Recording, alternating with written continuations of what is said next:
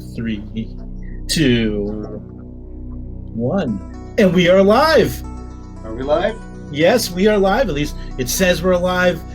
If can someone, just so I know if we are live, please hit a like, hit some kind of reaction, just so I know that there's someone out there watching this. But just to kind of, if you haven't joined us before, my buddy Paul Lucido and myself, we do these.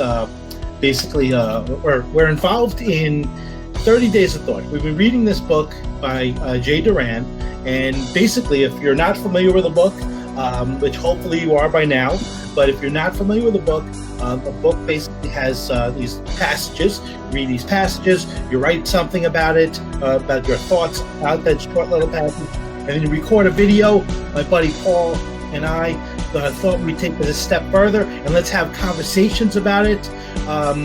One of the things that we wanted to do is we wanted to become a little comfortable with being uncomfortable. We just talked about this before. He was actually just pointing out how I should be comfortable doing this. He sees me on video all the time up in the M&N studios, but what that isn't is that those are scripted. Those are, I'm having conversations. This is my thoughts. This is my raw thoughts. And if anyone's watching this, if we got anyone on this, please hit a like, give us a comment, just so I know that someone else is watching this besides Paul and myself.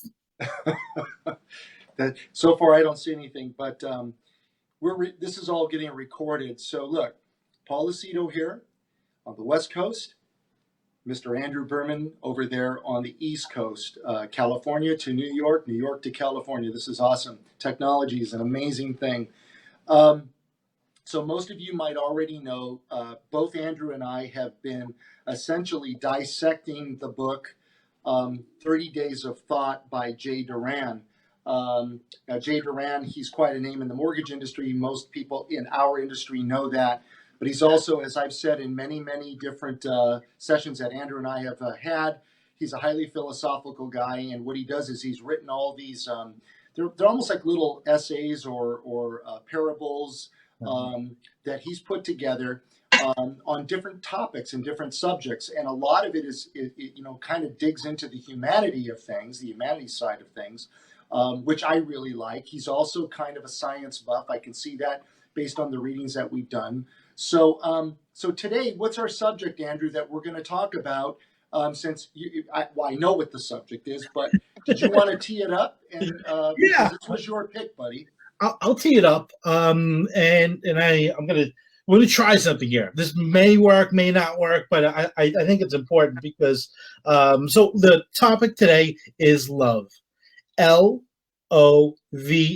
and there's a reason why I'm spelling it out, and you'll understand it. So love, as Jay defines it, is lead others virtuously for eternity.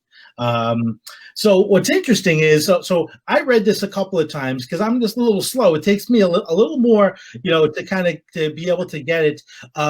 But my daughter, really, she nailed it the first time, and I don't know if she understood most of the words, because I don't understand most of the words that Jay says. I couldn't believe that she did it and she picked it up. So basically, her point, she basically said, stop being selfish. There are others in the world, and being more focused on everyone else. And I think that's kind of like Jay's point, is kind of and be true to your virtues, and also make sure your virtues are known. Make sure like they're loud and clear, and that those around you that you're leading, and leading actually as in helping others, bringing others with you, inspiring others, but make sure that they understand your virtues and that they know where you're coming from, and that there's never a question about that. That's kind of what I took from it, partially inspired by Vivian. Well, I'll tell you, love everything you're saying there. Excuse the pun, love. Look, in our industry, okay, as well as, you're in PR and advertising, I'm on the same side, but within the mortgage industry in terms of literally working for a company that speaks to that audience. And I see we have some listeners here. I see Annie Gotch's online, a few other people that are in our industry. Now, here's the thing. As a leader, you want to make sure, and you and I have had these discussions before, you want to be able to lead by example, but you do not want to be contrived. You want to be yourself. You want to be who you are. So when he says lead others virtuously through eternity, the eternity part comes with time, because the idea is if you set the right examples, if you connect with people emotionally, okay? In other words, you got to speak to me like a human being. I'll go back to the same thing. Don't talk to me in platitudes. Don't talk to me in lofty statements. We get fed that all day long on the internet, okay? This, what you and I are doing, is a little more tricky. And part of it is because it isn't scripted. It's very real. We're being true to who we are. The selfishness part, yeah, we're a little selfish in that, we chose upon ourselves to make these videos, and, is there an audience for guys like us? I think there is. And the idea that Jay is saying, this is what I got out of it, was you leave your ego at the door, okay? You leave your ego at the door, push out all the thoughts that are centric to the I. That's tough for people to do. Yeah. All of us. We're all human. Of course, you're going to be thinking about what you want to say and the thoughts that you're having. But the idea is, can you leave all that at the door, all that freight, leave it over there, and be as selfless as possible, and then embrace the we, Paul and Andrew, Andrew and audience. Can we connect with our prospects? Can we get them to chime in and give everybody an opportunity to have a voice? That's really what he's kind of saying. Find a way to create inclusion, Andrew. Find a way to create inclusion. So focus on the we versus the I. And you know what? I'll give you an example.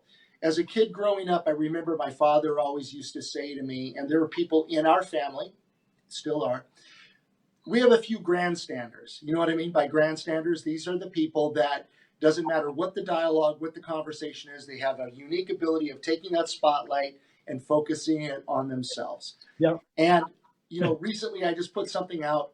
It said, listen more. Through my little Take 5 videos and my little posts, listen more. We have 2 ears and 1 mouth. And as I always said, talkers, hence someone like me, is always desperate for listeners, right? So the bottom line is, let's try not to be grandstanders. Let's just try to see if we can uncover some of these truths, some of these parables that Jay is trying to put across. And again, he's saying if you do it in the right way, you create inclusion, hence the we, you're going to get more people gravitating and being more involved, and actually breaking their fear too down a little bit to come and be involved, because it is kind of tricky doing these kinds of podcasts. You got Joe Rogan out there. I just listened to Joe Rogan last night do an interview for the first time. I finally found it with Lawrence Krauss, otherwise known as Larry Krauss, and he's a physicist, and it was an intense, almost 2 hours long that I listened to because I had insomnia really bad. And I listened to these guys and I go, wow, look at the level they take it to. And Joe is not really that educated, but boy, he sure is broad-minded, and he's got a lot of inquisitive nature in him. And that's kind of what you and I are doing. We're being inquisitive about Jay Doran's book, and we're trying to understand it. And I think that that's what he's saying. So if you just be genuine in what you do. Don't be contrived. Yeah. I think you'll get other people that will have more of a tendency to gravitate to you. You must keep things accessible. Be a good ambassador, right? So there's my lousy 2 cents right there. I think that's worth a little more than 2 cents there. That was great. Listen, I think and focusing on the we, not the I. Checking the ego at the door, which sometimes seems counterintuitive to do when you're leading. Because you get to a certain point of leadership, and it's difficult not to feel good about that point and let it go to your head. So, and Andrew, you bring up a good point. In our industry, and I don't know how many listeners are listening and they're outside of the industry that we are part of, but what's really tricky about all this stuff is that there are a lot of people now that have really gotten to that level. They've got quite a following. I mean, Jay has got quite a following. Jay's a pretty powerful presence in the industry. He in of himself.